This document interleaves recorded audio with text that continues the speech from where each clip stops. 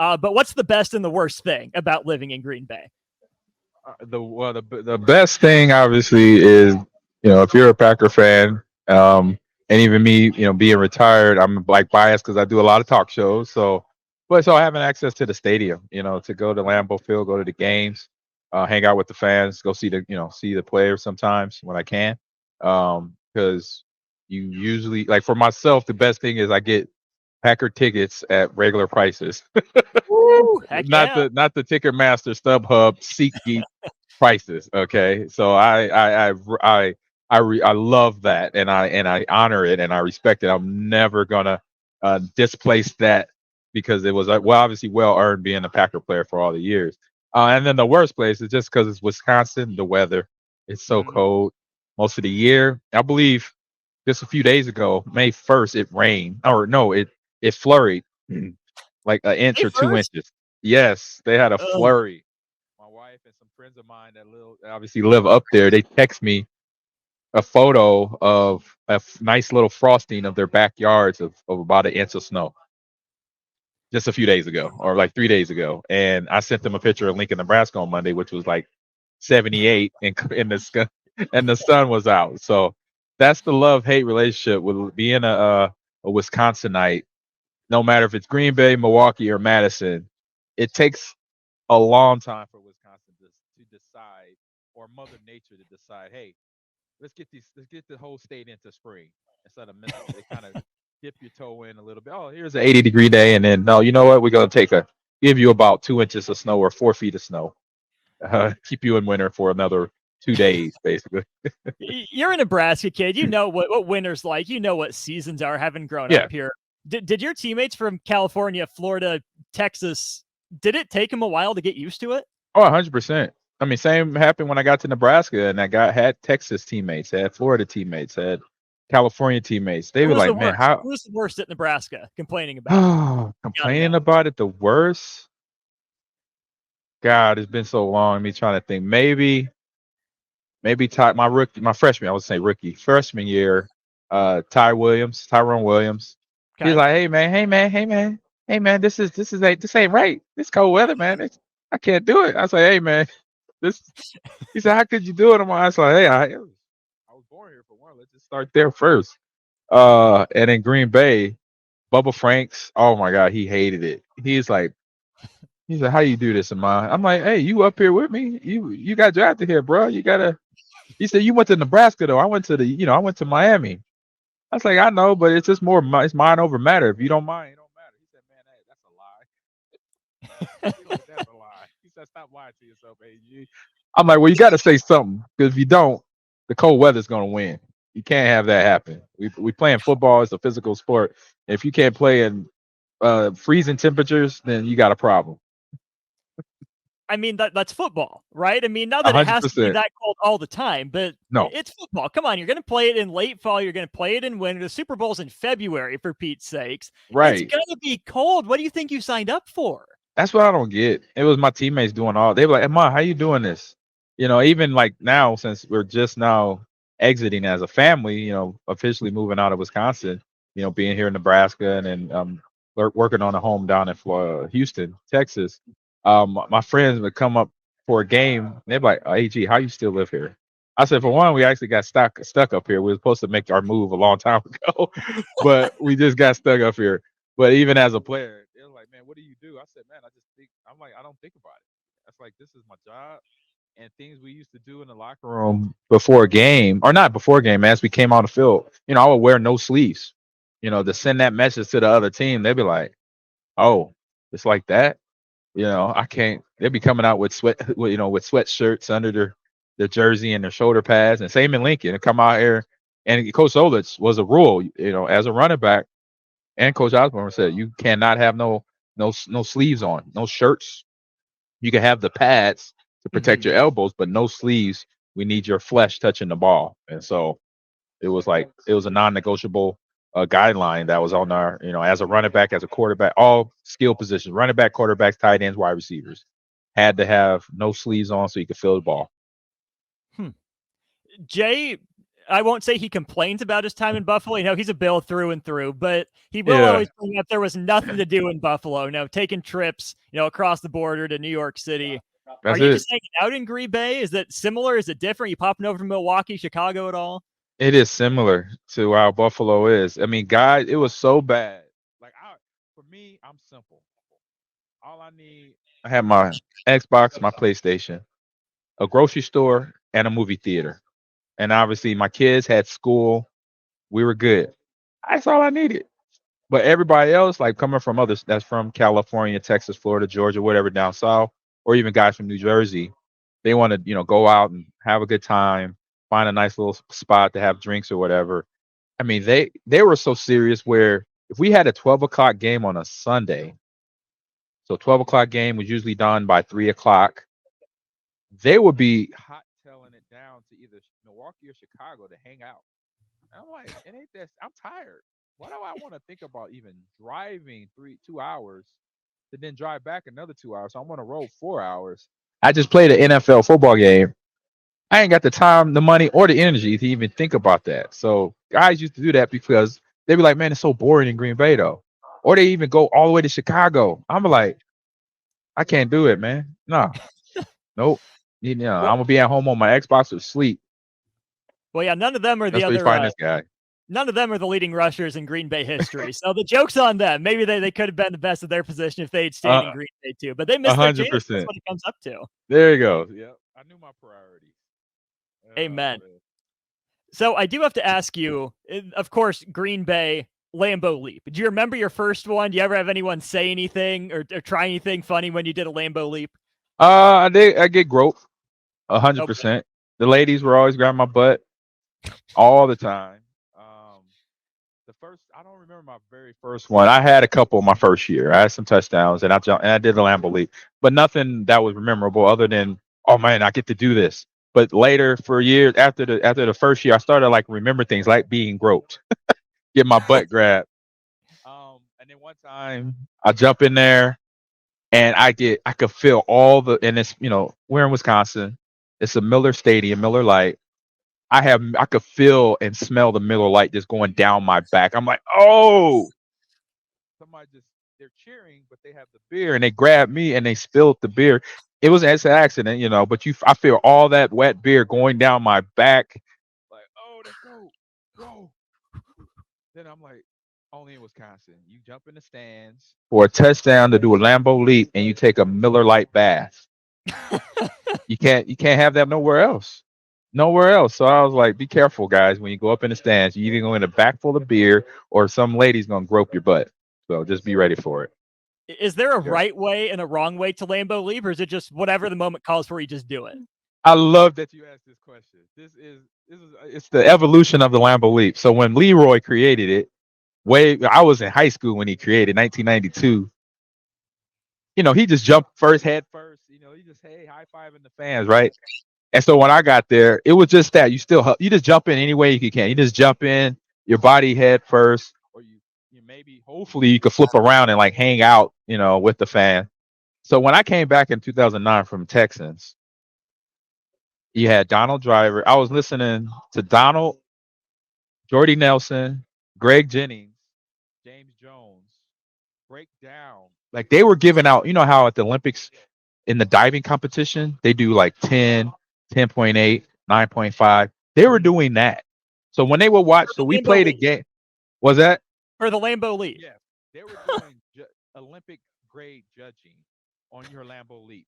So the details were when you got your first push off, so you went up to grab the wall, and when you pushed off, it was a clean push up. So that was like 3 points. And then as you pushed up, did you do a clean turnaround so you could face the field instead of face the fans? And I'm like looking, what is going on? Oh, it's going Olympic style. That's what I said to them. They started laughing. And I was like, what, y'all didn't do that? I'm like, no, we were just happy to get in the stands. I remember one time Russell Maryland, D tackle, he played at the U, and he was when he got the Green Bay my rookie year, he was probably in his probably his 10th or 10th or 11th, 12th year. He had played with the Cowboys, got a couple of Super Bowls, and he got a fumble return, picked it up, got to the end zone, man, he didn't even make it up the wall. So he would have got a 0. And everybody we harassed him that whole probably half that season. But like I said, in 2009, I was like, all right, so that means when I jump in the stands, I gotta be on point now, right? Y'all putting all this nervousness, anxiety on us now to be perfect when we just celebrating. This is just a celebration, you know that, right? And they're like, no, no, no, you gotta flip around, you gotta take, because then when you flip around, you could take that picture. This is Donald and them telling me, oh, you gotta take, they get that good shot, that Lambo shot. I'm like, see, y'all doing too much, So they turned it into it's basically like how when if you grew up in a house that everybody was good singers or good, with the instruments, it's like you just do a little thing every weekend. You spend time with your family playing the guitar or something. I said now you got to go American Idol on it and make sure you're trying to go for the impress the judges. I'm like, nah, man, I'm not here for that. I'm older than all y'all, so I just get in the stands. That's the Lambo leap for me right there. Not all this judging. Did anyone have to tell you to do the Lambo leap, or did you know once you got to Green Bay, you score, you jump? No, no, it was already in my brain. I was like, I was telling myself from the time I got there in 2000 training camp or mini camps, I was like, yeah, I'm just telling myself in my head, all right, we get in the end zone, I'm going up. I don't care where I'm at. And some of the wall is like really tall. It's like 6 feet or a little bit over 6 feet, and then some is like low 5 feet, 3 feet, so you could cheat on there. But I'm like, no, I'm going for the big wall. I got to get up there. Those are the fans. They support us. I think it's fun to get in the stands to do that with them. And then obviously you get high five your teammates and oh that's cool. You get that. But no, it was always in my mind. I'm like, yeah, I'm definitely out. The question was to myself, how many I'll be able to do, Lambo leaps, while I'm a Packer. That was the question. I don't know how many I did because I didn't do it every touchdown. Sometimes I was either tired or I got back to the sidelines and forgot about it because I was so excited that I scored. Then I'm like, oh man, I should have Lambo leap. And I'm like, oh well, forget it now. I don't want to get a penalty. Smart man, save the 15 yards. That will come back and bite you. Fans will forgive it. You'll score again. You'll jump in again next time. But 15 yards is 15 yards, man. Yeah, I will never hear from the coach from Mike Sherman or Mike McCarthy. They were like, "Hey, G, you know better. You a veteran. You know this." I'm like, "I know. I forgot, and I had to go back." I don't want that conversation. I don't want that conversation. What were Sherman and McCarthy like? They were not much different.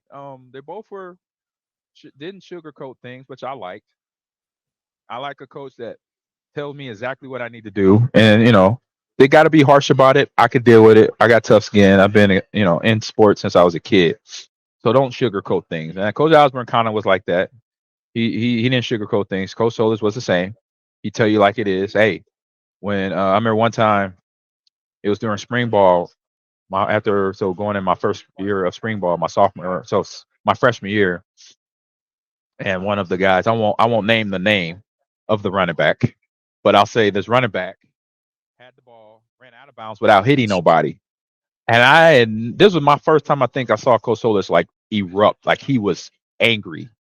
I saw this little dude get up out of his chair. He almost slammed, like he had the controller, the rewind and the stop and the play. He almost threw it but he stopped himself because if he breaks that, the guy's got to come in and replace it. He didn't want to do that, so he put it down hard and said, "Don't you ever in your life as a running back at this school run out of bounds without hitting somebody." And I'm like, "Ooh, okay." I mean, he wasn't talking to me, but I got the message clearly. Okay, that means I got to be physical no matter what. And that wasn't just it. He talked to that running back for like a good 2 minutes. I'm like, oh my goodness grace. I'm looking away, like, man, is this gonna go? Is this gonna end? Man, I'm like, dude, oh, this is rough. And so, but yeah, that sent a message to all of us in the room. Like I said, my freshman year. So I was like, all right, noted. We'll do that. Loud and clear, Mr. Loud Coach and- Solich, sir. Exactly. And I say Mike McCarthy with Coach Sherman. I say they both had a nice little like a comedy or humor. They had a nice little humor. Like I'll say Mike Sherman first, as I had him first. He was more of a dry humor guy. He's a guy from, he's from Boston, so he has a Boston accent. He kind of talked like this, and he couldn't say my name right. He'd be like, Ahman. I was like, and I didn't I didn't correct him because he was my coach, but everybody on the team like, Coach Sherman, it's Ahman. Ahman. Ahman. That's his name. Ahman. I'm like, but he has that Boston accent, so he can't really lose it. So the guys would just harass him about that. And then Mike McCarthy, he won me over like day one. We had a mini camp the year he got hired, the first mini camp, first meeting. He says to me, or not to me, I'm sorry, to the whole team. He has a team meeting. He goes out. He's talking about a couple other housekeeping things. Hey, mini camp is tomorrow. I'm glad everybody came in. This is who I am. This is my background. I was offensive coordinator with the Saints and with the Chiefs. Da da da da. And then he said, "All right, these are some of the rules." Da, da. He's going through rules of the team, what we're gonna do. You know, practice at this time, that time. And then he said, then he got into like the regular season and like how things are going to be for training camp. And then once the season starts, he was dropping in rules. And I'm like, wow, it's kind of early to be talking about, you know, regular season rules when it's only May. I was like, oh, okay. And he said the first thing out of his mouth said, you got the bye week off. Win or lose, you got the bye week off. And I'm like, oh. At that time in my career, 2006, Mike Sherman, Dennis Erickson, Mike Holmgren had never, ever said that early in the year. We usually got a heads up a 2 weeks or to a week ahead of time. So that meant we were end up going online and buying astronomical prices of airplane tickets because it's only a day away. Because we just found out because we won against the Bears or the Chargers or whoever. But he's telling us. So Mike McCarthy, he reset the whole board when he said, you know what, it's May. I want y'all to plan ahead. Where you don't have to spend extra money. You don't have to worry about your family. The trip is already set. Do it now because I want y'all clear and already planned out everything so it's not stressful. And I'm just like, that's my dude. I like this coach right here. I like the way he thinks. And then the second thing he said out of his mouth was like, no rookie hazing. These kids already got to learn the playbook. They got to learn the scheme. They got to learn a new city, new friends, new teammates, new neighborhoods. Don't give them a hard time. And I'm like, which I didn't anyway. I didn't haze guys. I brought them in and I made them feel like home. Like, hey, I'm your guy. I'm the older running back here. If y'all need help with anything, because y'all my backup, so I got to make sure y'all know what I know. Y'all obviously we different running styles, but still the knowledge, you got to know what I know. And if the coach doesn't trust you, he's not going to play you. So I'm gonna make sure he trusts you because I'm gonna trust you because I know you could go on that field and do the job because I'm gonna teach you everything I know about our offense, the audibles, the adjustments, the stuff that Brett does that you need to know about that sometimes he does or don't realize he's doing that you can help him out. And I was like, when he said that, I said respect because that is a thing. Like I got harassed in Seattle. Ricky Waters, Reggie Brown, they gave me a tough time.